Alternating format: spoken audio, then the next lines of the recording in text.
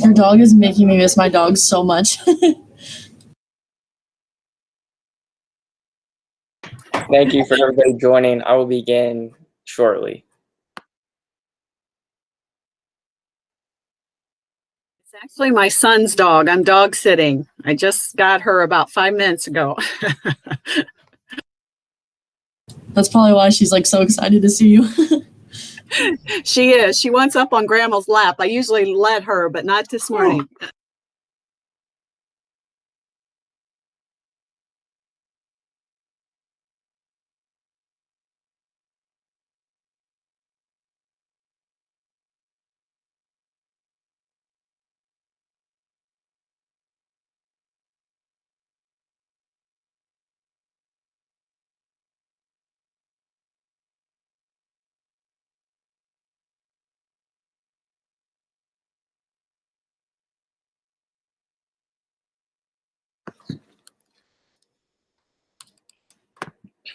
Hello, everyone, and thank you for joining my breakout room.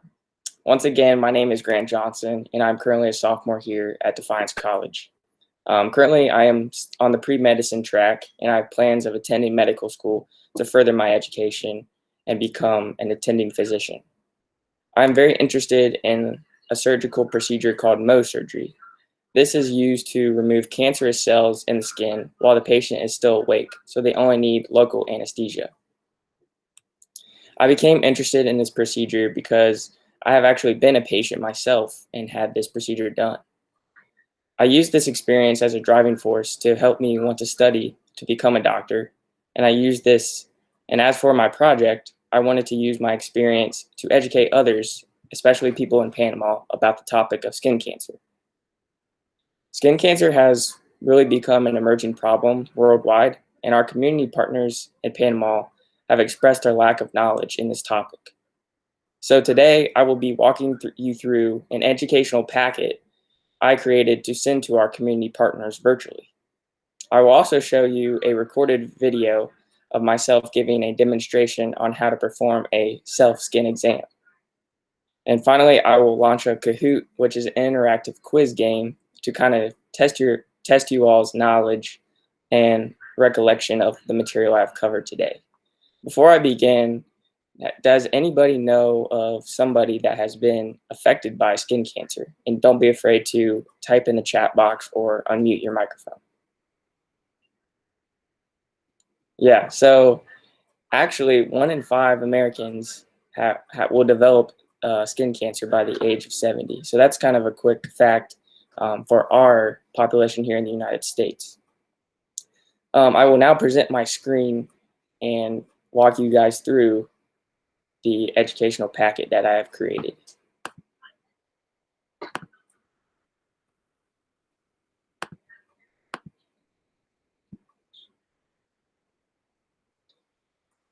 And if somebody could maybe unmute themselves and let me know that you can see my screen.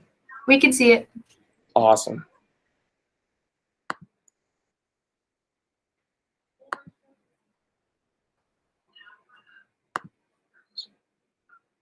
Still good?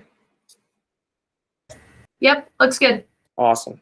So this is the kind of the packet that I have created for our community partners. So first, I would just like to go over the overview of what is skin cancer.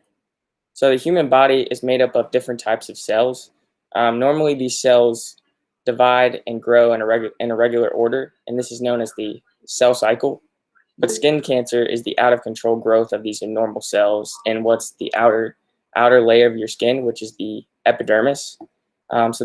These outermost mutations, they will trigger tumors to build up, which are rapid buildup of skin.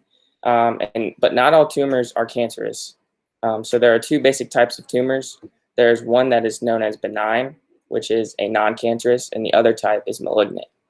And here on the side, I kind of give an example of the 3 main types I will be discussing. So you can kind of see that all 3 types start in the upper layer and they build themselves down, growing those harmful tumors. So how does skin cancer develop? There are a couple major ways that I researched about that leads to the factors of developing skin cancer. So the first overall is ultraviolet radiation, or UVR.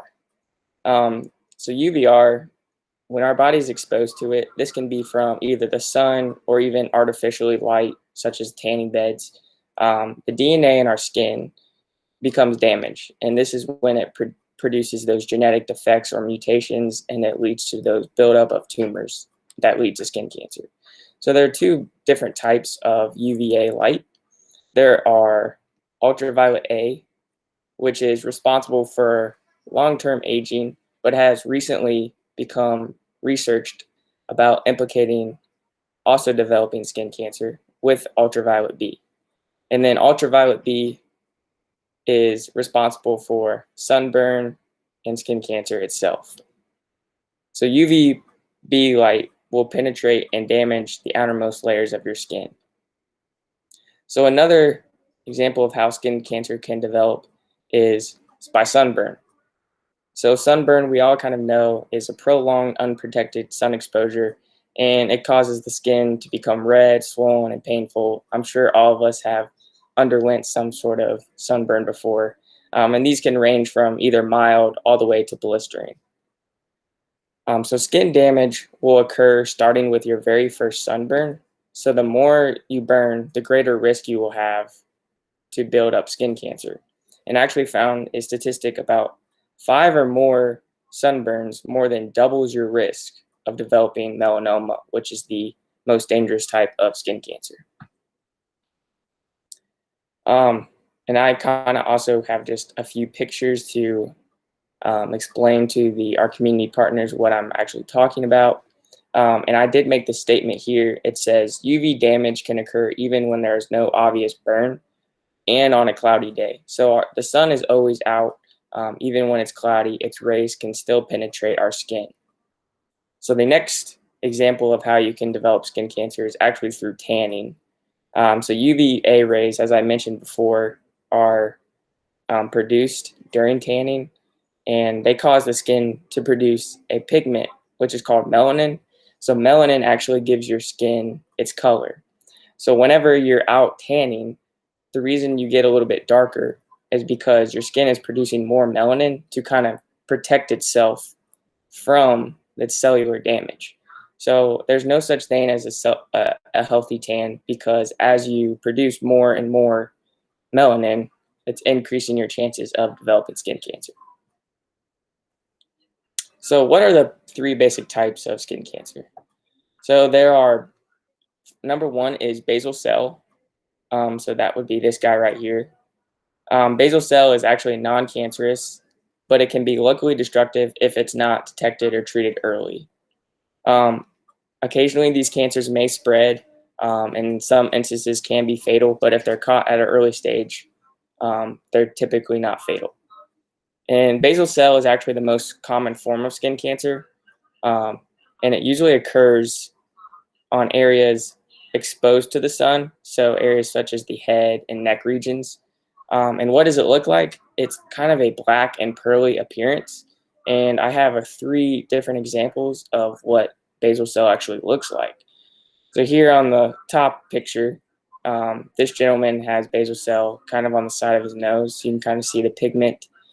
And then here on the temple or the side of the head, very dark and pigmented discoloration throughout, as well as this gentleman here on the side of his cheek. So notice all 3 of these examples have occurred on the person's head or neck area. The next basic skin cancer type is known as squamous cell.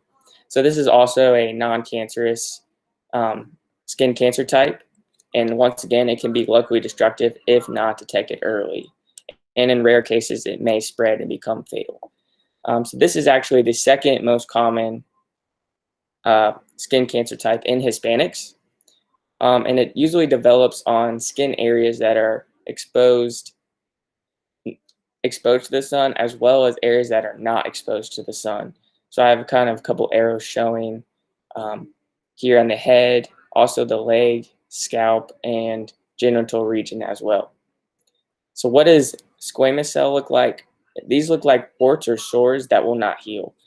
typically, I've even had previous experiences with talking to people. They kind of look like a sore that's not going to heal. They develop a crust. They may even look like they are going to bleed. The area also surrounding a squamous cell carcinoma is usually wrinkled and pigmented, so it has skin discoloration.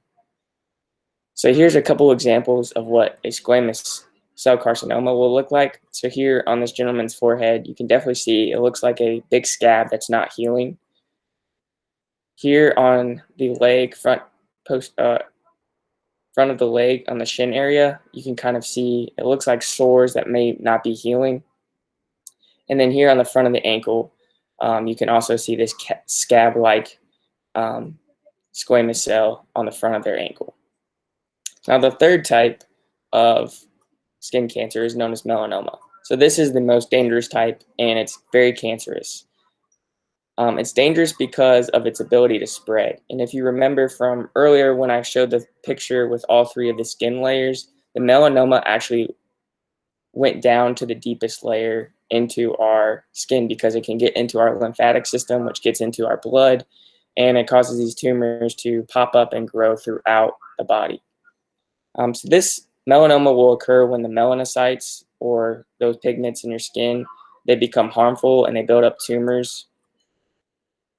And where is it found?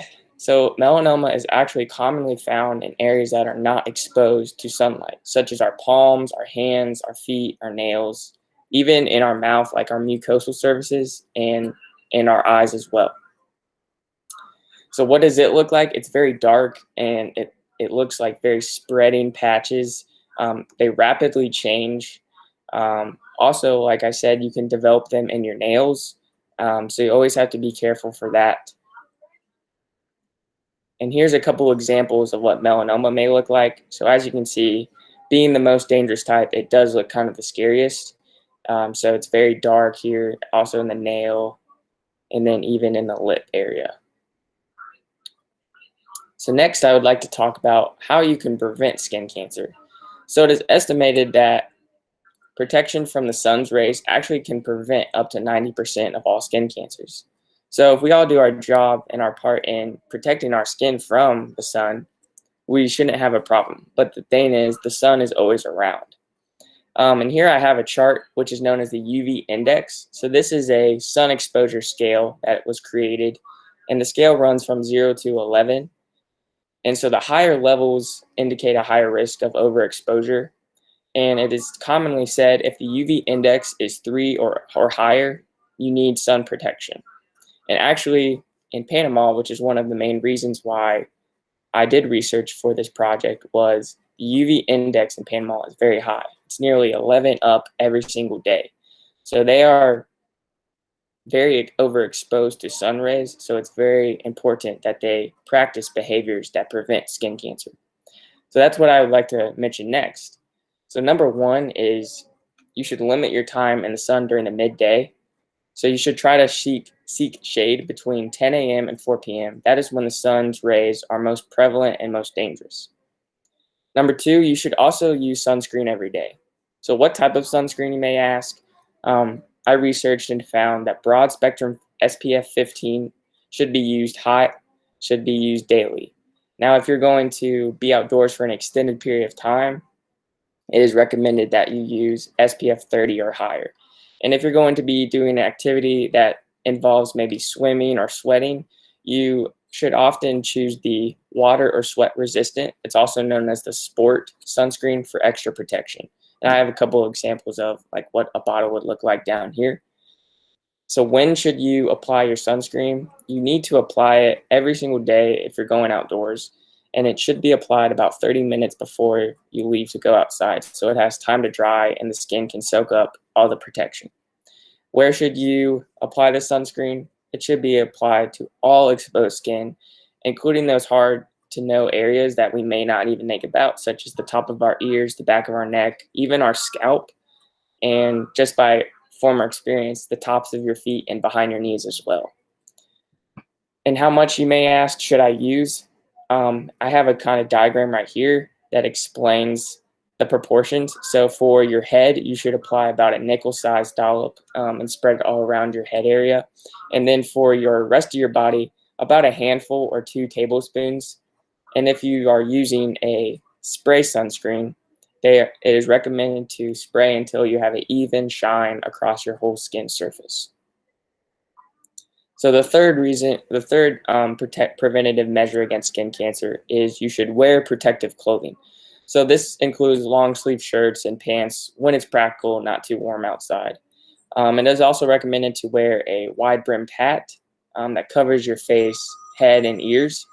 And if you choose to wear a baseball cap, you should try to protect your ears and the back of your neck by maybe wearing clothing or using another source of protection against that. Number 4, you should wear sunglasses when you're outside. Typically, brands that have UV blocking on the tag are the best because they provide the most protection for your eyes. And number 5, I've kind of mentioned it multiple times, but just seek shade when you're outdoors. So whether that be using umbrellas, towels, trees, just don't try to be directly into the sun. And number 6, avoid tanning and sunburn. So this includes tanning booths. So a lot of times people may think, I'm going to go to a tanning booth because it's safer than being directly in the sun. But honestly, it may be even more dangerous to ourselves. And then this is just a little overview of, and it leads into the next portion of this segment on what to look for when you're checking your skin.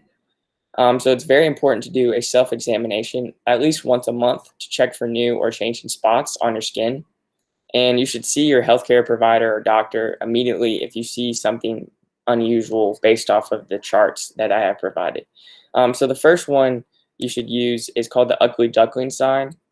While you're checking over your skin, you should look for moles that appear different from the others. So kind of have a couple examples of what that may look like. So this could be a little bit bigger spot, a different colored spot, or if you have an area of skin that doesn't have any moles and one pops up, that could also be an example of the ugly duckling. And then finally, you have the ABCDE rule. So this includes 5 different categories. So A stands for asymmetry. So if the mole kind of looks asymmetrical, so one half is different than the other, that could be a sign that you may have been developing some skin cancer. If there's border irregularity, so the edge of the mole might be ragged or notched, this could be another example. And if the color of the mole has either changed or it's uneven, such as this example, that could also be a factor in maybe developing a skin cancer. And then number 4, diameter. So typically, if a mole is bigger than a pencil eraser, so we can all, or maybe even like a pea, that's a good example of the width and the diameter that the mole should stay under in order for it not to be skin cancer. And then finally, evolution or evolving. So if the mole, as you check throughout the months, has either changed size, shape, or color, it may be you may be at increased risk of having developed skin cancer. So that is the packet.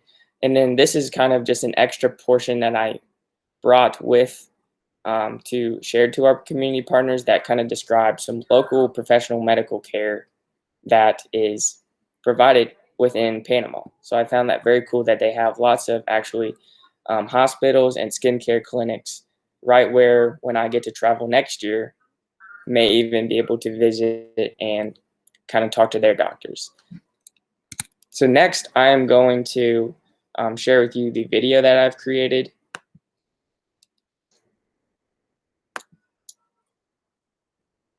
And if somebody wants to kind of let me know that they can still see my screen. We can still see it. I'm doing great. Awesome.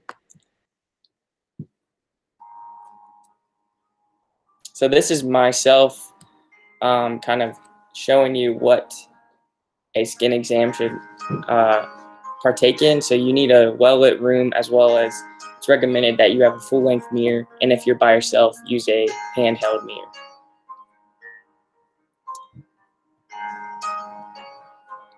And it's also recommended that you have a family member or maybe a friend kind of check the back portion of your body. But I know that's not always available, so I have shown in this video how to do it yourself without an extra person. And here I'm kind of re-explaining the ugly duckling rule. So like I said, just looking for those different moles or types that may be irregular. And then I also mentioned the ABCDE rule once again. So step one, you would need to look at your fingers, your forearms, and the outer portions of your palms, and especially the spaces in between your fingers.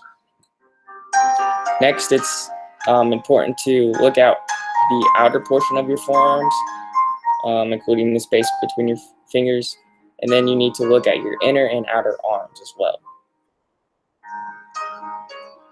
And you can actually twist your arms inwards and outwards, so you can look at the skin through the mirror, and I'm kind of demonstrating how to do that.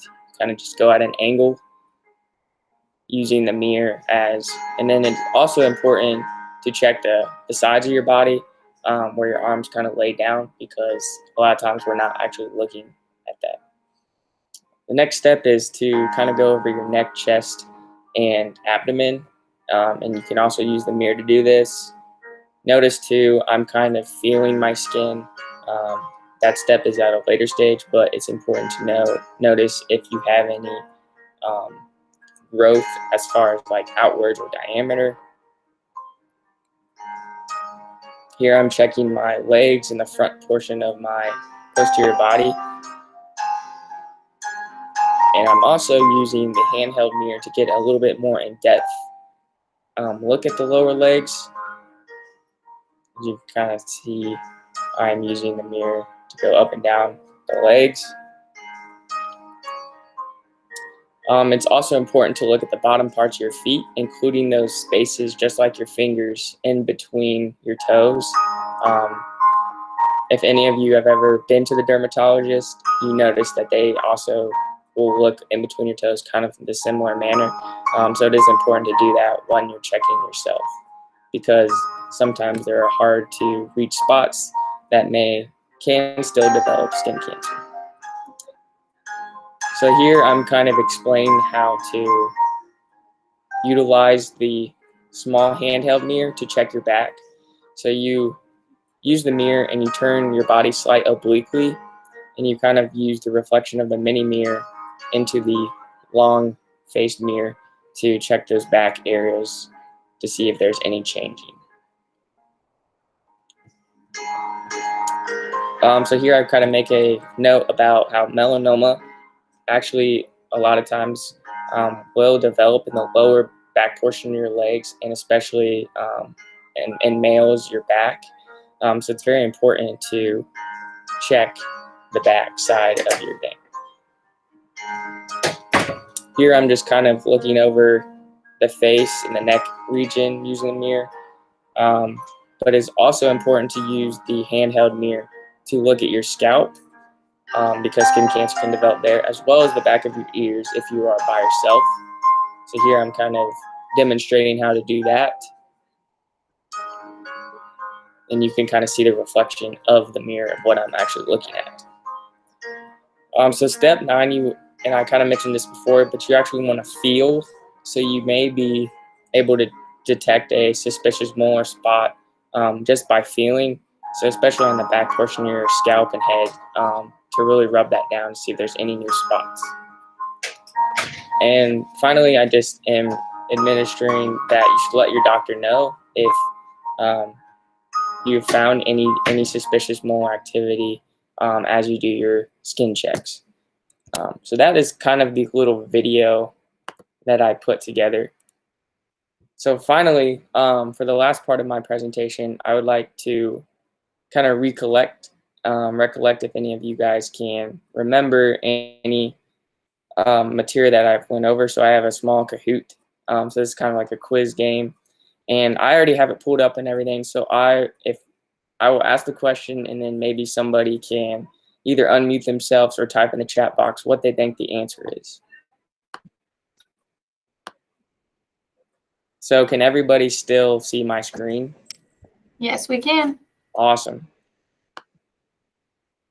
So I believe the time limit is about 20 seconds. So I'll give you time to read the question. And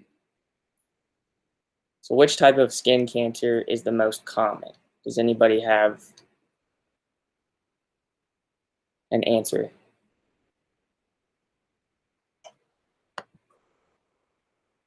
Basal. Let's go for it. That's correct. Basal cell carcinoma is the most common form of skin cancer. Next, which type of skin cancer is the most dangerous? So it's often very dark, spreads easily. Does anybody have an answer for that? Melanoma. Correct. Megan, you're the Kahoot queen. Kaylee's been getting the answers too. I'm just faster. Yeah. Little softball rivalry, I see. True or false? Is benign mean cancerous? I think that's false. So does Brandon. Brandon says false. It is. Nice. I can monitor the chat for you. I'll tell you what everyone says. Oh, sounds great. Number 4. Which type of ultraviolet radiation contributes to developing skin cancer? So this is a multi-select if there are multiple answers. So we have UVA, UVE, UVB, or all of these. Well, UVB is the first one for sure, and UVA is the one you said is developing into it. Correct. So both UVE I kind of made up, but UVA and UVB both help develop skin cancer. Good job, everybody. So which skin is not a preventative measure against skin cancer? Wearing protective clothing, using sunscreen every day, seeking the sun when you're outdoors, or wearing sunglasses? The chat says seeking the sun. Seeking the sun. Let's go for it. That's correct. So you should actually seek shade when you're outdoors to protect yourself as much as possible. Number 6. So which type of skin cancer looks like warts or sores that will not heal? I actually had this picture in my presentation, so if you can recall that. Does anybody remember what this skin cancer was called? Kaylee says melanoma. I think that was squamous, but I don't know. It was squamous. Yeah. Brandon got squamous too. Okay, so remember, squamous is typically, it looks like a scab or a sore that's not healing. It's typically not as dark or pigmented as melanoma, just to keep that in mind. So what does A stand for in the ABCDE rule? Does anybody remember that? Is it diameter, evolution, symmetry, or asymmetry? Asymmetry from the chat. That is correct. You guys are doing great. So should you limit your exposure between the sun between 10 a.m. and 4 p.m.? Is that true or false? Chat says yes, true. True. That is correct. 10 a.m. Between 10 a.m. and 4 p.m. is when the sun's rays are most prevalent. There's typically not a lot of clouds, so that also plays a factor. And that's when the rays actually can penetrate the skin the most readily. So true or false, are tanning booths a safer alternative than tanning outdoors? False from the chat. That was a quick one. Quick one, yeah. So overall lesson today is don't go to tanning booths. They're not very safe. I know like the culture nowadays, everybody wants to be tan, but as you can kind of learn through this presentation, it's not the safest for your skin. And also, just a side note, as you get more and more sun radiation, it's going to not only help you may develop skin cancer, but it can also lead to skin aging quicker. So if you don't want to have wrinkles in your 30s, don't do that much tanning. So 2 more questions here. This is a multi-select. So when should you apply sunscreen? Should you apply it when you're going swimming at the beach, running at the park on a sunny day, going on a hike on a cloudy day, or watching a movie indoors? We have one person said swimming. That's one of them. I think a hike and running are both options. That is correct. We would So have gotten it. you would have We're gonna gotten it. I should have put more time for that one. But Yes. Brandon said all but movies, and William got walking as well. yes, sir. So going swimming, so pretty much the idea of this question was to reiterate that whenever you're going outside, it is known to put sunscreen on about 30 minutes before. But if you're just watching a movie indoors, there's no need for that. So final question here, and then we'll wrap things up. Hopefully this one is true, but did all of you learn something new about skin cancer today? True from everybody. Awesome. Okay.